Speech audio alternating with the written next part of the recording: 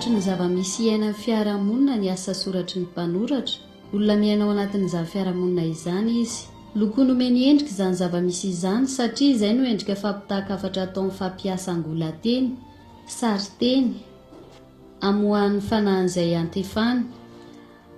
amoha foan'ny poety matory anatintsika tsirairay avy manamarina izany raha ny filazan'ny mpanoratra mpandalina fa tsy nitrebina avy amin'ny tany na nitsotsorika avy any an-danitra ny mpanoratra olona miara-miaina sy miriaria amin'ny fiarahamonina ivelarana izy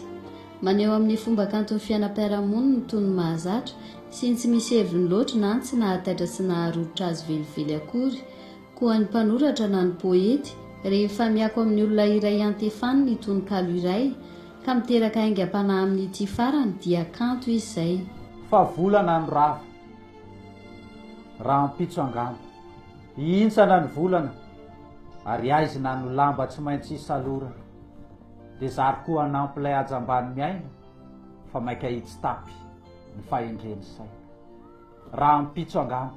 ny volana ho rava ka fo mianjaanja sisa navatsava ilaisan'Andriamanitra ho nenam-birijiny rehefa tsy eny an-danitra iny volana raha mpitso angamba ny vetsinao reroy andeha anjambanjamba hitady fa amoy ilay fofombaditsika na aizanao nyty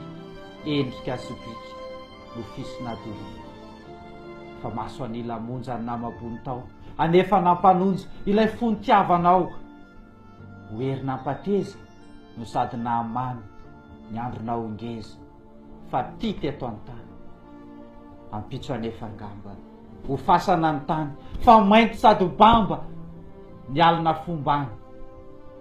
iloza mbola tsinana tsisy volam-peno homona sy anginana izay rehetra eo fa tsy ampanakoako ireo rody be nankizy dia izy nandamako maresaka izay tsisy raha eo amin'ny tantara dia nisy vanim-potoana samihafa teo amin'ny tontolony aisoratra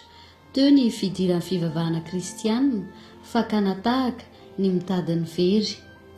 raha atao indray mijery ny ankehitriny dia izao vanim-potoana iainantsika izao ny voafaratra anatin'izany raha ny tontolony aisoratra nefa amin'ny zavakanto mifototra amin'ny teny azy dia mahafoaka ny vanim-potoana maromaro ny hoe ankehitriny mahasendra ny fotoana ny elanelana ny abaka ry ranomasimbe to mientana manidina satria jereo ange fa miakatra sy midina izy kory lahy isonaka hitony fa volana mpitany ho rava teny ambony titratra tany ty hitsaha meponepona to vatana nyty midongo fefarefona ny feo manonjanonja sy nambotra hiteny ny akaikikaiky monja sisa hovonjeny ary ianao poeta tsy vetsovetsonao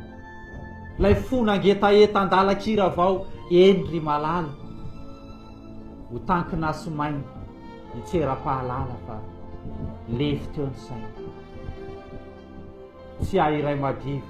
anapotra ny diny no anarivariva amin'iny lanitriny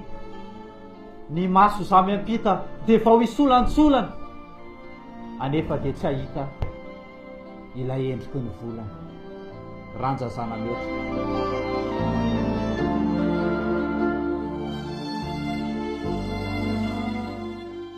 ranjazana mihoatra poeta malagasy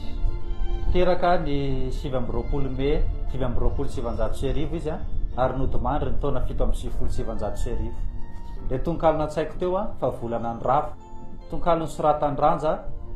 tamin'ny raiky amin'ny 7 izy iny zany hoe teo amin'ny fa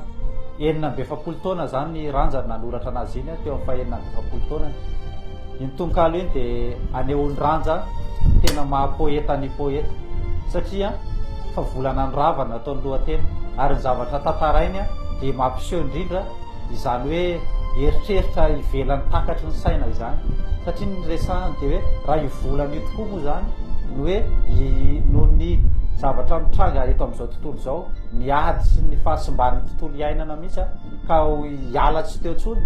de be de be ny zavatra trangany-javatra iseho ao anatin'izay satria ny volana de midika zava-dehibe indrindra ho antsika malagasy mifamatotra amin'ny fiainany rehetrarehetra mihitsy izy a eo ny malagasy zay nametraka ny masoandro amam-bolana eo ihany koa ny